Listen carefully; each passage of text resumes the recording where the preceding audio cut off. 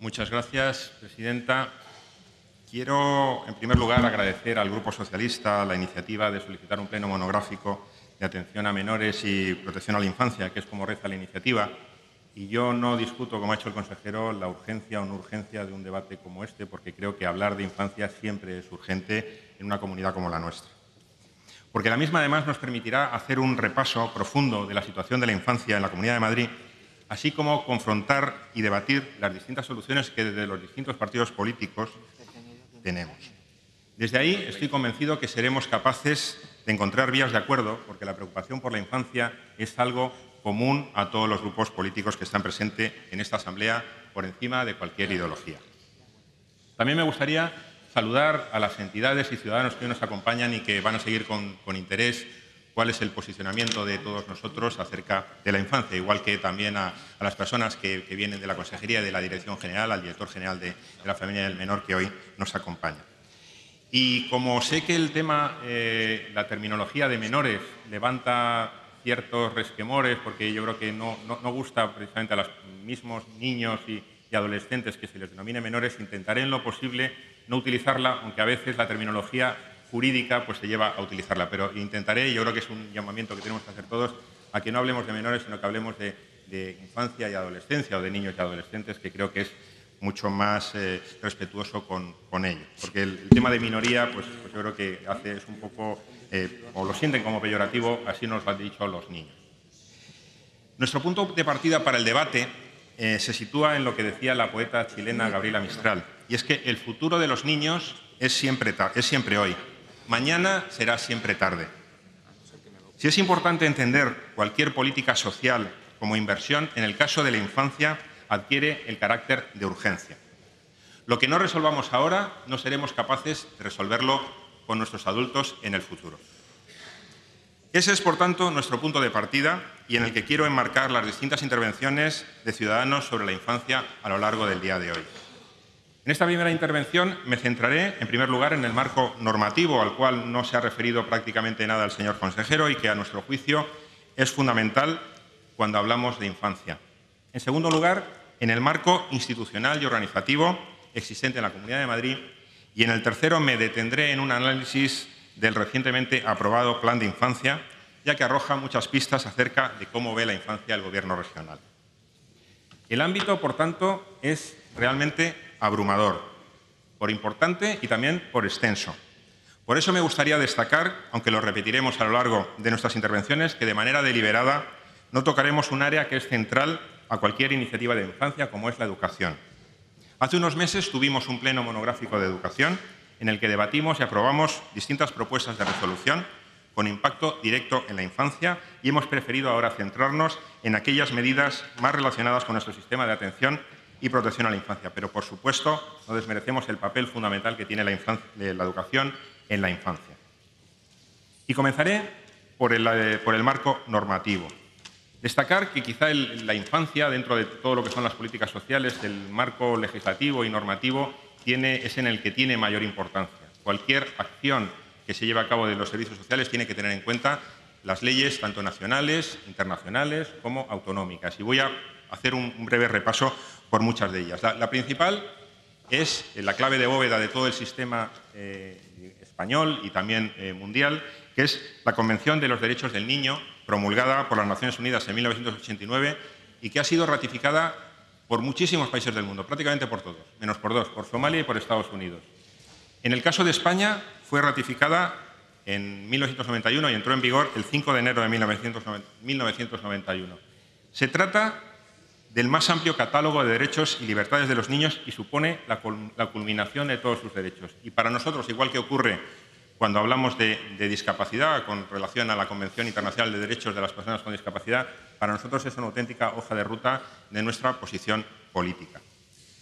Desde su ratificación en España, la Convención ha servido de modelo para todas las normas internas referidas a la infancia, ya sean estatales o autonómicas, y no solo en España, sino en casi todos los países que las han ratificado. De ahí su importancia uniformadora de los derechos de la infancia, que ha hecho que la legislación respecto del niño haya mejorado en todo el mundo y haya producido una suerte de globalización de los derechos de la infancia pese a la extrema diversidad cultural y social, lo que ha beneficiado especialmente a los países más pobres.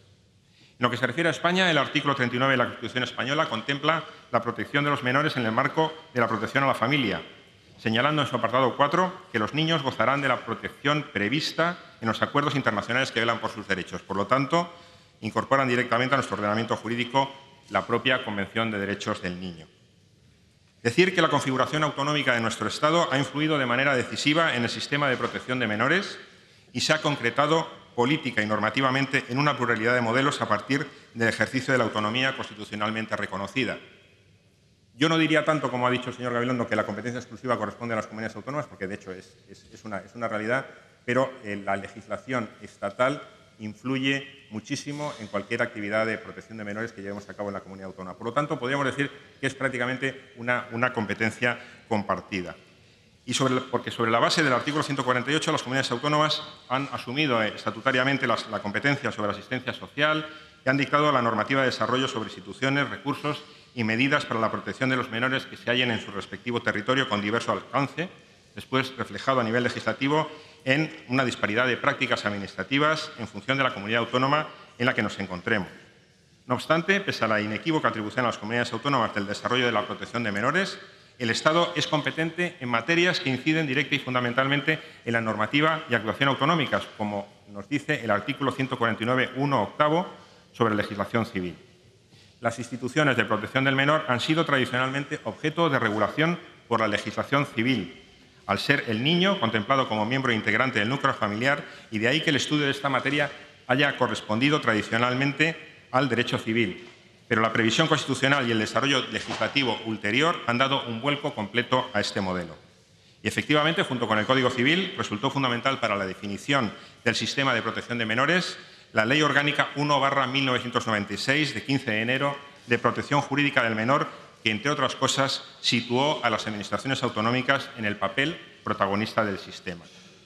Recordar que esta ley ha sido posteriormente modificada muy recientemente, al final de la última legislatura normal, no la corta, a través de la Ley Orgánica 8/2015 y la Ley 26/2015 de modificación del sistema de protección a la infancia y a la adolescencia, que ha introducido cambios muy significativos, entre los que destacan la prioridad que se da al acogimiento familiar por encima del residencial, la delimitación conceptual del principio del interés superior del menor, el desarrollo del derecho fundamental del menor, del niño, a ser oído y escuchado, y el ingreso en centros de protección específicos para menores con problemas de conducta, destinados a aquellos niños que plantean conductas problemáticas no delictivas y que deben ser objeto de un tratamiento específico.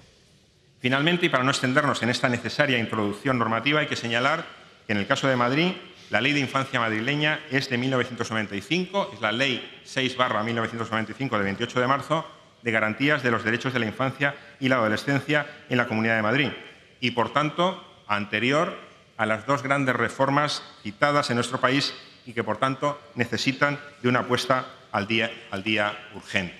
Creemos que eso, aunque aparece de manera en una de las medidas del Plan de Infancia, creemos que debe ser algo central y en lo que debemos trabajar en lo que nos queda de legislatura. Y terminaré diciendo que si la dimensión normativa es muy importante en el caso de los niños y los adolescentes, realmente no tenemos en muchos casos respuestas para todo y nos encontramos con auténticas contradicciones. Y aquí me remito a un juez de menores que menciona pues, una serie de contradicciones que deberíamos ser capaces de resolver, aunque estoy seguro que no tenemos las respuestas completas. Estos comentarios son anteriores a la última modificación, pero yo creo que nos valen. Y es que, por ejemplo, nos dicen que una niña de 12 años puede comprar la pastilla del día después y, sin embargo, no puede mantener relaciones sexuales. Que una niña o un niño de 13 años puede consentir relaciones sexuales y, sin embargo, no puede ser acusado de un delito porque no tiene 14 años. O una niña de 16 años puede abortar sin consentimiento de sus padres y, sin embargo, para prestar declaración ante el juez necesita ir acompañada de sus padres y tampoco puede comprar tabaco. Realmente tenemos que ser conscientes de que las contradicciones y muchas veces la dificultad de encontrar respuestas a este tipo de preguntas, y eso yo creo que tenemos que ser capaces de resolverlo en nuestras leyes. En lo que se refiere al marco institucional y organizativo, en el caso de la Comunidad de Madrid contamos, a nuestro juicio, con 4 actores fundamentales. En primer lugar, la Dirección General de la Familia y el Menor, que tiene las competencias relativas a la protección del menor y la familia. y que sustituyó en parte al Instituto Madrileño de la Familia y el Menor en 2015.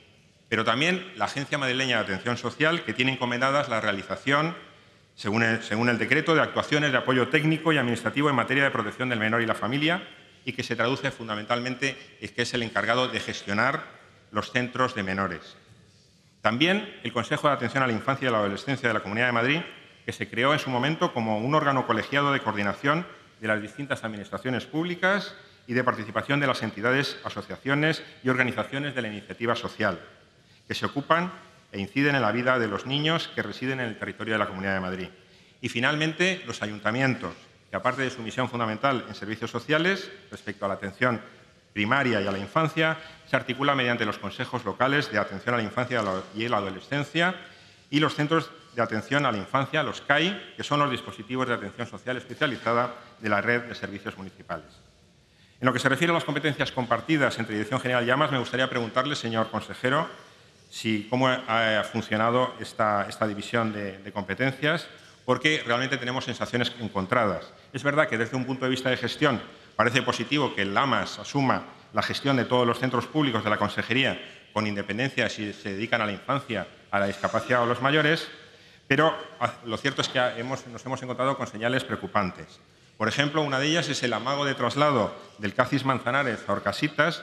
A nosotros, por lo menos, nos dio la impresión de que había objetivos que eran distintos por un lado y por otro. Lo que quería hacer la Dirección General eran distintos a lo que podría querer hacer la Agencia Madrileña de Atención Social. Y luego, en algún caso, y quizá a lo mejor una anécdota, y es que me contaron que una vez, cuando ocurrió todo el tema de los menores en el centro de acogida de Hortaleza, al director general no le dejaban entrar en el centro de menores y tuvo que decir que soy el director general, que soy el jefe el responsable de todo esto, y tenía serios problemas. Al final entró, pero que lo ponían en discusión. Lo digo también para aclararlo, pero que en muchos casos a lo mejor el funcionario que estaba en la puerta o el guarda jurado tenía instrucciones de que no podía abrir a nadie ajeno a la propia organización de la agencia madrileña. Y finalmente me referiré al Plan de Infancia y Adolescencia 2017-2021 recientemente publicado, porque usted además lo ha mencionado, se ha referido a él, y porque a nuestro juicio es el mejor catálogo existente de lo que está haciendo y también de lo que no está haciendo el Gobierno en relación a la infancia. Y nos permite, por tanto, evaluar las políticas de infancia del Gobierno de la Comunidad de Madrid. Y además se da la paradoja que en otras ocasiones, cuando se han presentado estrategias o planes, usted ha venido aquí a presentarlos, en este caso no se ha presentado, y además nos ha venido a presentarlos sin que nosotros tuviéramos el texto delante. En este caso hemos tenido tiempo para poderlo desentrañar y poder ver qué cosas nos parecen positivas y cuáles negativas, que de todo hay. En primer lugar, es curioso que lo que anunciaron como estrategia hace año y medio se convirtió en plan. ¿Por qué? ¿En qué momento se produjo esa metamorfosis de estrategia a plan? Porque además yo me sigo preguntando, y es algo que ustedes no me acaban de resolver, qué diferencia hay entre un plan y una estrategia. Porque yo debo ser muy torpe, pero no soy capaz de verla. No sé si es que algunas veces les gusta llamarle plan, otras estrategia. En cualquier caso, un plan debería ser menos una declaración de intenciones y más unos objetivos que cumplir, con calendario, con indicadores, con presupuesto real, algo que nos permita medir el impacto del plan actual. Nada que ver con lo que tenemos en el plan que ustedes han publicado. Y en lo que se refiere al diagnóstico, poco tenemos que decir al respecto porque los datos reflejan objetivamente lo que es la Comunidad de Madrid. Aunque ya es triste que se diga en el plan que los datos estadísticos recogidos en el apartado de menores con especial vulnerabilidad son de la memoria del Instituto Madrileño de la Familia y el Menor de 2014, nada menos. ¿Por qué? Porque después de esa memoria, que después de muchísimos años sin hacerla, la hicieron, después no ha habido ninguna memoria y, por lo tanto, no tenemos realmente datos acerca de los menores en esta situación. Y usted nos vende la tremenda participación que ha tenido el plan. Así lo dijo ayer en la presentación que hizo con UNICEF y también lo ha dicho hoy y aparece en el plan. 800 niños participaron. Realmente la participación de los niños se limita a este cuestionario que les pasaron a los niños. Que no sabemos si fueron los 800, qué niños, si fueron solo los niños que están en sus centros de protección o qué es lo que hicieron. Algo que realmente no podemos llamar ambición, o por lo menos nosotros tenemos una idea bastante más ambiciosa de lo que es la participación infantil. Y usted también ha dicho, en lo que se refiere a la participación de las entidades, que se trata, y así lo he visto en Twitter, del plan de infancia más participativo y plural de España. Casi es parecido que decir, pues no sé, del mundo, de Europa, del universo, porque la verdad, y nos ocurre como en tantas otras cosas, debemos vivir en realidades paralelas, porque cuando nosotros hablamos, pues nos reunimos también con entidades, hablamos con mucha gente, pues se nos han quejado de la escasa participación de las entidades, aparte de una reunión en la que sí que pudieron ocasión de participar, y la petición de que se les enviaran una serie de iniciativas que realmente, en la mayoría de los casos, han sido absolutamente ignoradas. Y esa es la realidad que nosotros conocemos. Y seguro que, como ocurre en el IRPF que antes hemos comentado, vivimos en realidades paralelas. En lo que se refiere a las medidas contenidas en el plan, muchas no tienen ningún impacto. Y le voy a poner pues, un ejemplo. Por ejemplo, la 95, que dice mantener y, en su caso, mejorar las ayudas de comedor escolar. Mantener y, en su caso, mejorar. Eso es lo que dice el plan.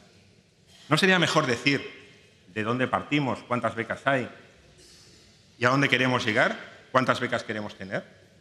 Porque eso de, en su caso, y mantener, nos dice muy poco. Claro que eso, si lo hiciéramos así, sería realmente un plan y no una frase con la que quedar bien. Y eso, desgraciadamente, se repite a lo largo de todo el plan, pero tampoco tengo tiempo para detallarle algunos ejemplos más, que tengo muchos. Y en lo que se refiere al presupuesto, ocurre lo mismo de siempre. Usted ha sacado pecho de los casi 2.000 millones de euros que dedicarán en este periodo. Casi 400 millones anuales. Y nosotros nos preguntamos, vale, ¿pero de verdad se creen sus propias mentiras? Porque ¿cuántos de estos millones son consecuencia del nuevo plan? Eso no lo dicen. Porque en el mejor de los casos, y eso le digo en el mejor, y somos pues, muy inocentes, podrían ser 12 los millones, que es la diferencia entre lo que aparece en el 2017, cuando realmente no ha habido plan, y el 2018. Y eso contando que no sabemos muy bien de dónde viene ese incremento y que las cantidades ajenas a la Dirección General, unos 350 millones anuales, serían de educación, de sanidad y de justicia, pero no lo tenemos. Es simplemente unas cifras que ustedes colocan en el plan. Pero hay algunos aspectos del plan con los que sí estamos de acuerdo. Y uno es con impulsar la modificación de la Ley 6/1995, que es la Ley de Infancia vigente en la Comunidad de Madrid, aunque el problema es que no dicen cuándo lo quieren hacer. Ahora, en esta legislatura, a final del plan, en el año 2021, creemos que tenemos que ser capaces de concretar. Igualmente hablan de impulsar la creación de un observatorio de infancia y adolescencia en la Comunidad de Madrid, con lo cual también estamos de acuerdo, pero dicen lo mismo, no dicen cuándo lo van a impulsar y creemos que es necesario concretar la creación de este observatorio, que creemos que va a ser positivo, porque en la actualidad, para tener datos de infancia en la Comunidad de Madrid, nos las vemos y no las deseamos. Y finalmente, por ejemplo, también estudiar la creación del Consejo Autonómico de la Infancia y la Adolescencia, que podría participar del Consejo Nacional de Participación Infantil. Está bien que exista un apartado de participación infantil, pero esperamos de un plan algo más que estudiar la creación de un órgano de este tipo. Creemos que habría que crearlo, no que simplemente estudiar la creación, que me parece bastante difuso. Y para terminar, nuestra valoración del plan es que nos parece más un catálogo, un álbum, una recopilación de medidas que ya había en otros planes y estrategias que un verdadero plan. Realmente no hay nada nuevo. Señor consejero, yo le diría, basta ya de hacer estrategias que son simples colecciones de medidas de lo que ya hacen.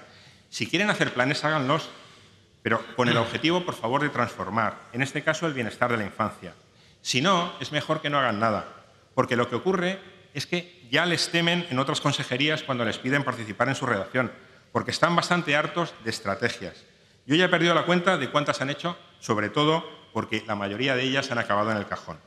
Y a nuestro juicio, lo más grave que pone en evidencia su plan se resume en dos cosas. En primer lugar, la desigualdad social y territorial que no combate, porque el plan de pobreza infantil que se menciona en la medida 93, continuar con el desarrollo del plan contra la pobreza infantil, no sabemos, no hemos visto en ningún lugar que exista, salvo que se refiera a esos 6,6 millones de euros dedicados a pobreza infantil y que vienen del Estado central, porque llamar eso plan es mucho llamar. Pero si existe, por favor, envíenoslo. Y finalmente, le falta innovación al plan. Hemos repetido muchas veces la ausencia de innovación social en las políticas sociales de la Comunidad de Madrid.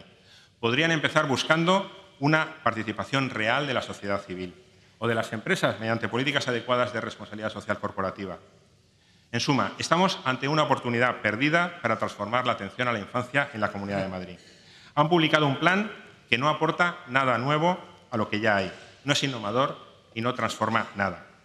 Porque a nuestro juicio, y eso lo desarrollaré en mi siguiente intervención, el principal problema que ustedes tienen es que no hay modelo de infancia en la Comunidad de Madrid. Ustedes parecen preferir gobernar de forma mediocre sin correr ningún riesgo. Nada más y muchas gracias. Gracias, señoría. Muchas gracias, presidenta. Comienzo por donde terminé mi intervención anterior. A nuestro juicio, señor consejero, no existe modelo de infancia en la Comunidad de Madrid. Usted ha dicho que su modelo es impulsar los derechos de la infancia. Eso y no decir nada, yo creo que en eso lo suscribiríamos los 4 grupos que estamos aquí presentes. Y tenemos, le garantizo, modelos distintos cada uno de nosotros. Por lo tanto, a lo mejor, incluso si utilizamos un verbo tan difuso como ese, yo preferiría o me conformaría con que se garantizaran los derechos de la infancia en la Comunidad de Madrid, que no siempre se garantizan. Y como en tantas cosas, y especialmente en políticas sociales, a nuestro juicio, no hay un modelo reconocible del Partido Popular, y en este caso, salvo seguir al trantrán que nos permite vivir en una comunidad potente económicamente y esperar a que las cosas no se deterioren demasiado. Señor Izquierdo, eso no hay estrategia o plan que lo resista. Y sí, señora Camins, nosotros sí queremos transformar la sociedad. Ustedes no. Por eso, ustedes son conservadores. Pero nosotros sí queremos, y nosotros no somos conservadores y queremos transformar la sociedad, sobre todo cuando hay cosas que no nos gustan. Por eso proponemos cosas y lo veremos, por ejemplo, en las propuestas de resolución, que es el momento en el que nosotros presentamos una serie de propuestas para el debate de todas sus señorías. Y para argumentar que no tienen modelo, me detendré en algunos aspectos que consideramos importantes respecto a la infancia en la Comunidad de Madrid. En relación a los menores extranjeros no acompañados, que reconocemos que es un tema complicado y sobre el que la Comunidad de Madrid tiene unas competencias limitadas. Perdone, señoría. Le ruego silencio, señorías. Continúe, señor Reyero. Gracias. Han demostrado no tener las ideas demasiado claras.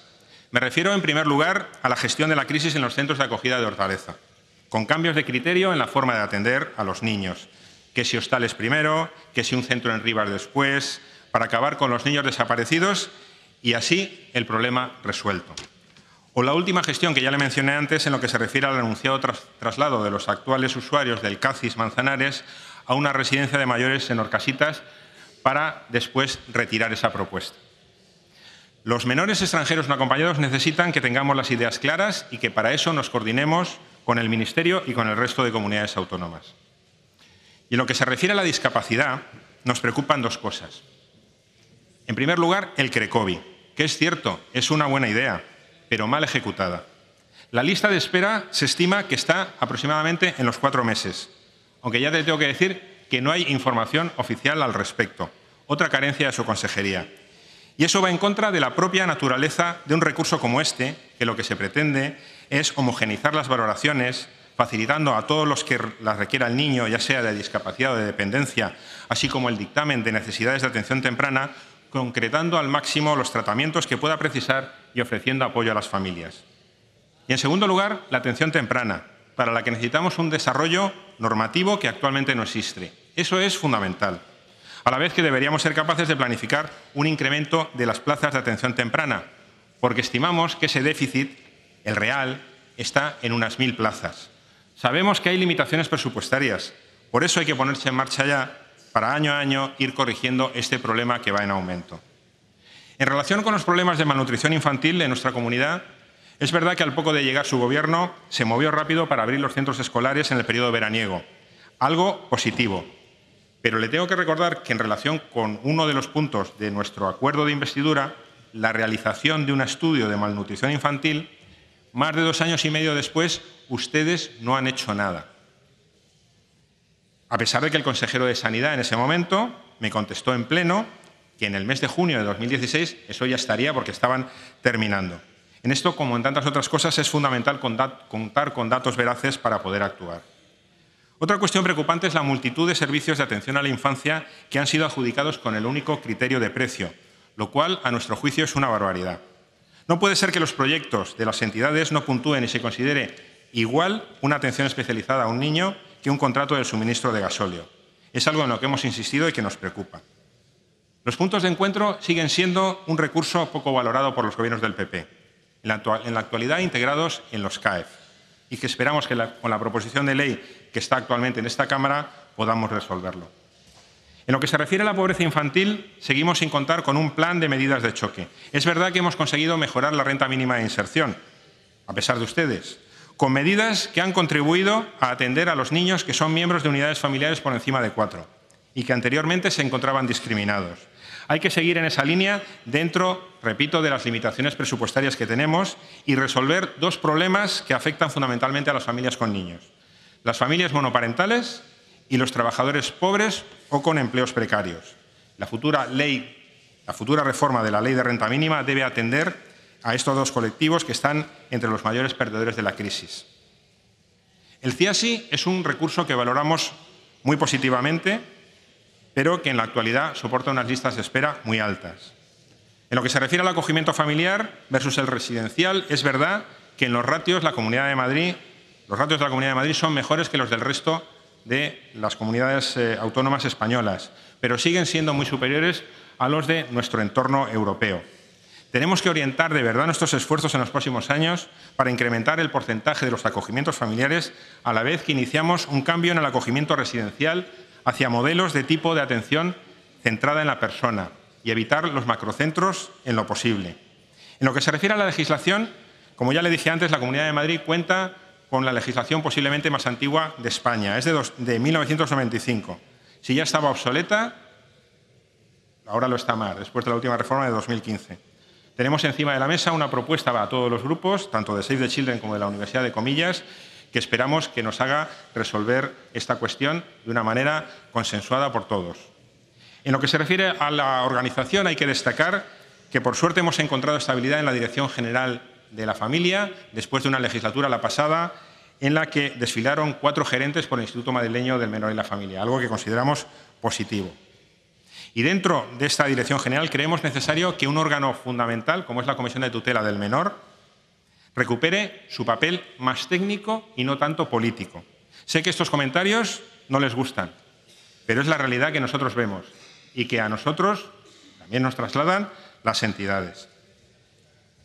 También nos parece que es necesario que el Consejo de Infancia y la Adolescencia tenga un impulso. Aquí sí que tienen que impulsarlo.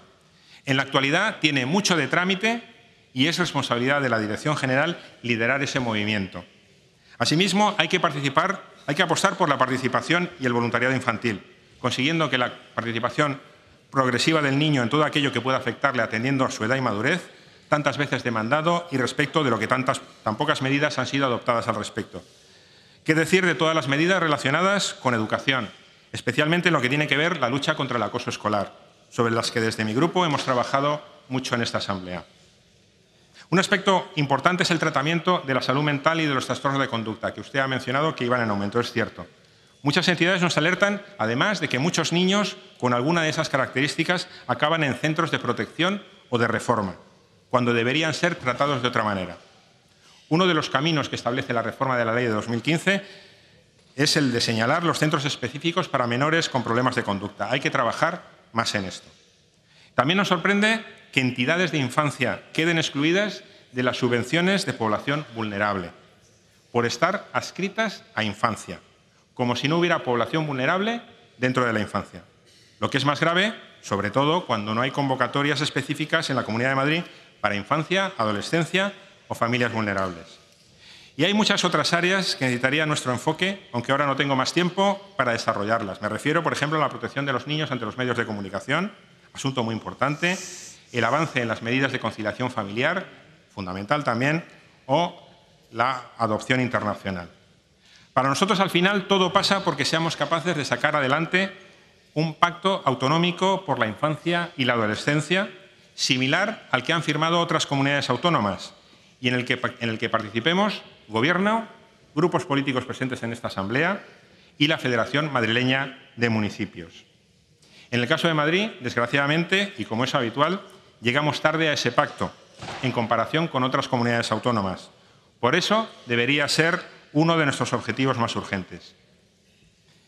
Y para terminar, voy a recoger una reflexión de la misma persona que cité antes, de un juez de menores, que dice que mientras en este país el juez de menores sea el menor de los jueces, el maestro sea el menor de los catedráticos y el político de menores sea el menor de los políticos, mal nos irá. Tomemos nota y en lo que se refiere a las políticas de infancia, seamos ambiciosos. Muchas gracias.